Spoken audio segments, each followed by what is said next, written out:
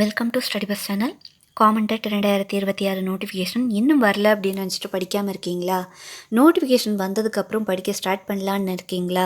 அது உங்களுக்கு கிடைக்க வேண்டிய ப்ரீசியஸ் ப்ரிப்பரேஷன் டைமை இழக்கிறதுக்கு நேரிடும். ஸோ அதனால் நோட்டிஃபிகேஷன் வரதுக்கு முன்னாடியே நம்மளுடைய ப்ரிப்பரேஷனை ஸ்டார்ட் பண்ணுறது ரொம்பவே நல்லது. இன்றைக்கி நம்ம பார்க்க போகிறது காமன் டெட் தமிழ் பாடத்தில் முக்கியமான ஒரு பகுதி பார்க்கலாம். அதாவது ஒலி வேறுபாடு அதை பற்றி நம்ம கொஞ்சம் பார்த்துக்கலாம். அதாவது லா லா லா நா நா நா இந்த சின்ன வித்தியாசத்தில் தான் தேர்வில் கேள்விகள் கேட்குறதுக்கு வாய்ப்பு இருக்கலாம். ஸோ இந்த வீடியோவில் தேர்வுக்கு முக்கியமான ஒரு 42 ஒலி வேறுபாடு சொற்களை நம்ம அர்த்தத்தோடு எளிய விளக்கத்தோடு நம்ம பார்க்கலாம். நோட்டிஃபிகேஷன் வரட்டும் அப்படின்னு சொல்லிட்டு வெயிட் பண்ணாமல் ப்ரிப்பரேஷனை இன்னையிலேருந்தே ஸ்டார்ட் பண்ணுங்கள். டே ஃபஸ்ட் கிளாஸ் தான் இன்னைக்கு. பாருங்கள், அது எக்ஸாமில் இதுக்கு முன்னாடி வேறு எக்ஸாமில் கேட்டிருக்காங்க. ஸோ நம்ம வேறு எக்ஸாமில் கேட்டதாக இருந்தாலும் நம்ம எடுத்து படிக்கிறது நல்லது. ஏன்னா எக்ஸாமுக்கு எங்கேருந்து வேணாலும் கொஸ்டின்ஸ் வரும். முன்ன மாதிரி இல்லை. இப்போ எக்ஸாம்லாம் ரொம்ப டஃப்பாக கேட்க ஆரம்பிச்சிட்டாங்க. லா லா லா ஒலி வேறுபாடு பார்க்கலாம். அலகு அப்படின்னு சொன்னால் பறவையோட மூக்கு, அதாவது பறவைகளின் மூக்கு பகுதி அலகு அப்படின்னு சொல்லப்படுது. அடுத்த கொஸ்டின் பார்த்திங்கன்னா அலகு அப்படின்னா பெண்மயில குறிக்குது. இந்த அழகு பெண்மயில குறிக்குது. லா வேறுபாடு பார்த்துக்கோங்க. பெண்மயில் அழகு அப்படின்னு சொல்கிறாங்க. இன்னொரு அழகு இருக்குது பாருங்கள், அது கவின், வனப்பு, எழில் இதை குறிக்கக்கூடிய அழகு. சிறப்பான தோற்றம் அல்லது எழில் அதை அழகு அப்படின்னு சொல்லுவாங்க. அடுத்தது அலை அப்படின்னா நம்ம கடல் அலையை சொல்லுவோம். அதாவது கடல் நீர் எழுந்து தாழ்ந்து அசையும் இல்லையா, அதை அந்த அலை அப்படின்னு சொல்லுவோம். இன்னொரு அலை, அந்த லை வேறுபாடு பார்த்துக்கோங்க. அதாவது புற்று அப்படின்னு சொல்லுவாங்க. இந்த அலை எப்படி சொல்கிறாங்க? புற்று அப்படின்னு சொல்லப்படுது. விலங்குகள் அல்லது சிறு உயிரினங்கள் தங்கக்கூடிய அந்த குழி அல்லது புற்று அலை அப்படின்னு சொல்கிறாங்க. அதை இன்னொரு அலையை பாருங்கள், கூப்பிடு அப்படின்னு சொல்லுவாங்க இல்லையா, அதை ஒருவரை வருமாறு கூறுவது அலை. இந்த லையை பார்த்து வச்சுக்கோங்க. அடுத்து பார்த்திங்கன்னா லை வேறுபாடு. இலை அப்படின்னா எல்லாத்துக்குமே தெரியும், மரம், செடி, கொடிகள், இலை. தாவரங்களில் காணக்கூடிய அந்த பச்சை நிறத்தாள் போன்ற பகுதியை தான் இலை அப்படின்னு சொல்கிறோம். இந்த இலை பாருங்கள், லை வேறுபாடு உடல் இளைத்தலை குறிக்குது.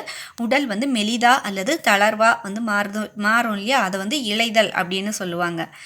ஸோ அடுத்த லை வேறுபாடு பாருங்கள், நூல். இந்த இலை எதை சொல்கிறாங்க? நூலை சொல்கிறாங்க. நூல் அல்லது நாரின் மெல்லிய பகுதியை இலை அப்படின்னு சொல்லப்படுது. அடுத்தது பாருங்கள், கலை அப்படின்னா கவின் கலைகளை குறிக்குது. கவின் கலைகள்னால் அறிவு, திறமை மற்றும் படைப்பாற்றல் சம்மந்தமாக இருக்கும் இல்லையா, அதை வெளிப்படுத்தக்கூடிய துறைகளை என்ன சொல்கிறாங்க? கலை அப்படின்னு சொல்கிறாங்க. அடுத்தது பாருங்கள், களை அப்படின்னு இருக்குது.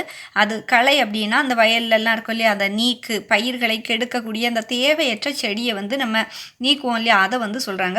பயிர்களுடன் வளர்ந்து அவற்றின் வளர்ச்சியை தடுக்கக்கூடிய அந்த தேவையற்ற செடிகளை இந்த களை அப்படின்னு சொல்கிறோம். அந்த வேறுபாடு நீங்கள் பார்த்துக்கோங்க.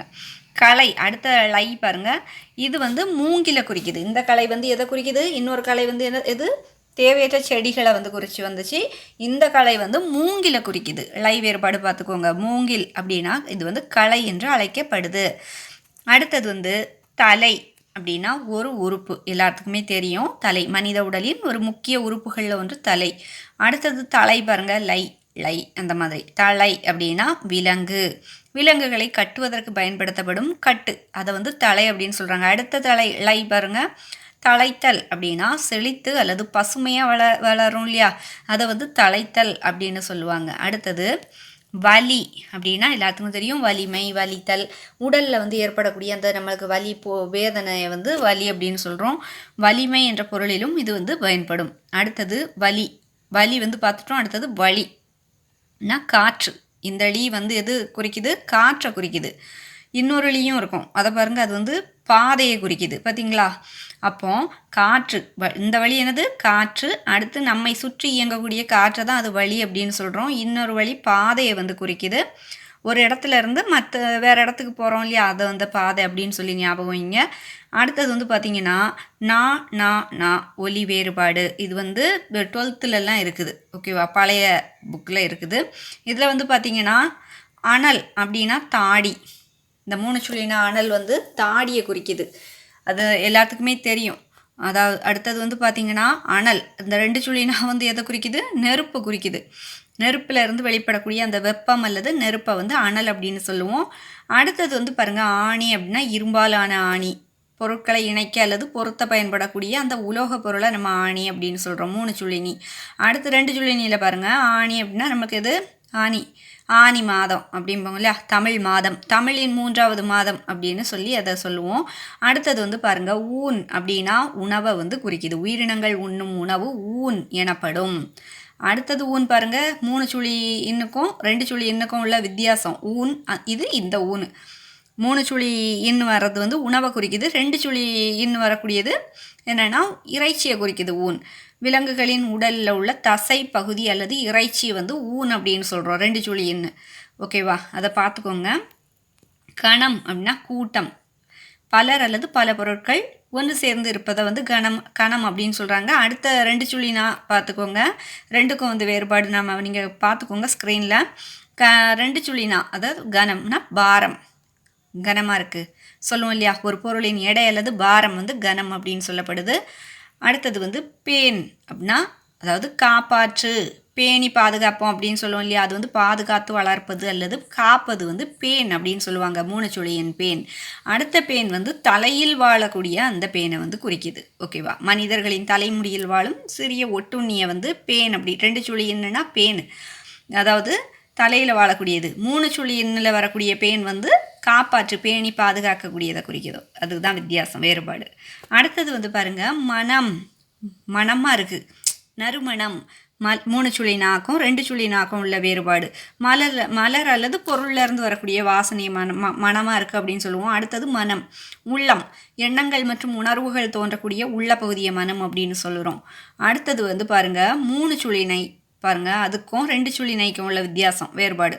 மனை அப்படின்னா உட்காரும் பலகை, மனை உட்காருவதற்கு பயன்படும் சிறிய பலகையை வந்து மனை அப்படின்னு சொல்கிறாங்க. 3 சுழினை மனை.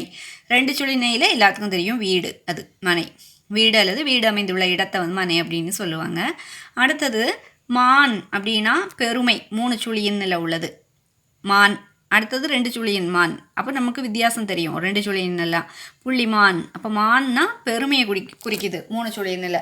அடுத்து சிறப்பு, பெருமை, மேன்மை, இது எல்லாமே மானில் வந்து குறிக்குது.